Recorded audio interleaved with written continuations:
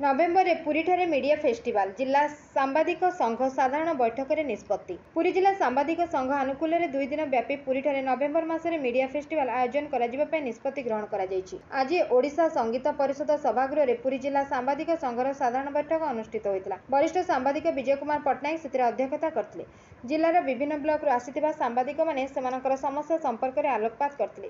सांबादिक मानक सुरक्षा पेंशन योजना लागू पई राज्य सरकार निकट में दाबी उपस्थापन करा बैठक में आलोचना करा जायतिला। एथिसहित पर्यटन केन्द्र पुरी को देश विदेश आसुथिबा सांबादिक मानक मध्य भाव विनिमय सह सांबादिक पेशार विभिन्न दिग संपर्कित आलोचना पई मीडिया फेस्टिवल आयोजन निमंते निष्पत्ति ग्रहण करा जायतिला। ଏହି ଅବସରରେ ଚଳିତ ବର୍ଷ ପାଇଁ ନୂତନ କର୍ମକର୍ତ୍ତା ମନୋନୀତ କରାଯାଇ ସଭାପତି ଭାବେ ଅକ୍ଷୟ ନାୟକ, କାର୍ଯ୍ୟକାରୀ ସଭାପତି ନିମାଇଁ ଚରଣ ମହାନ୍ତି, ଉପସଭାପତି ଅଶୋକ କୁମାର ବେହେରା, ସାଧାରଣ ସମ୍ପାଦକ ସତ୍ୟନାରାୟଣ ଦାସ, ଅଫିସ ସମ୍ପାଦକ କୃତିବାସ କାମଲା, ସହ ସମ୍ପାଦକ ମାନସ ଦାସ ଓ କୋଷାଧ୍ୟକ୍ଷ ସୁଦର୍ଶନ ଦାସ ମହାପାତ୍ରଙ୍କ ସମେତ 11 ଜଣ ସାମ୍ବାଦିକଙ୍କୁ କାର୍ଯ୍ୟକାରିଣୀ କମିଟି ସଦସ୍ୟ ଭାବେ ମନୋନୀତ କରାଯାଇଛି। ଏହି ସାଧାରଣ ବୈଠକରେ ଜିଲ୍ଲାର ବିଭିନ୍ନ ବ୍ଲକରୁ ସାମ୍ବାଦିକମାନେ ଯୋଗ ଦେଇଥିଲେ। ସାମ୍ବାଦିକ ନୃସିଂହ ଚରଣ ମହାନ୍ତି ଧନ୍ୟବାଦ ଅର୍ପଣ କରିଥିଲେ। Bureau report Ekamra news agency.